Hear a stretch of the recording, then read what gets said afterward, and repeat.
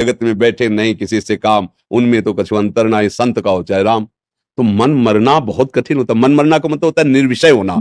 अब वो उसी में जीवित रहा है अभी तक, अब उसको नाम और अध्यात्म आप सिखा रहे हो, उसको बहुत बुरा लग रहा है, अच्छा नहीं लग रहा। यद्यपि चाह उसकी यही है, पर आदत बिगड़ गई। चाह यही, देखो हर भोग में जाएगा, इसके बाद वो कह देगा नहीं यार इसमें नहीं, वो जो मैं चाह रहा हूं वो इसमें नहीं है। बार बार वो बदलने की चेष्टा करता है, अर्थात वो कुछ ऐसा चाहता है जो यहां नहीं है, वो है भगवदानंद।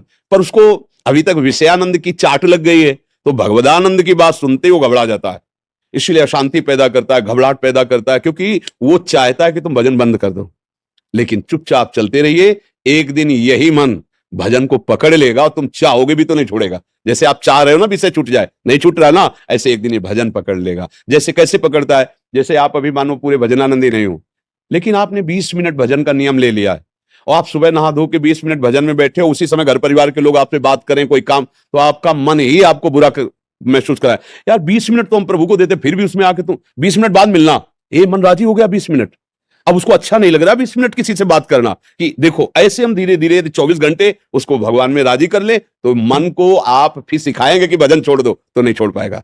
एक बार इसको धीरे से लगाना है। अभी नया नया भगवत मार्ग में आ रहा है, पुराना विषयों में रहा है, इसलिए थोड़ी देर लड़ाई चलेगी, और जितना आपका प्रबल भजन है उतने ही आप जल्दी जीत जाओगे। आचरण आचरण सही, भोजन सही, वार्ता सही, मन वाणी से निष्पाप होते हुए भजन, तो पूर्व पाप नष्ट हुआ, मन प्रसन्न हो गया, मन शांत हो गया। भला भजन से मन कहां शांत होता है?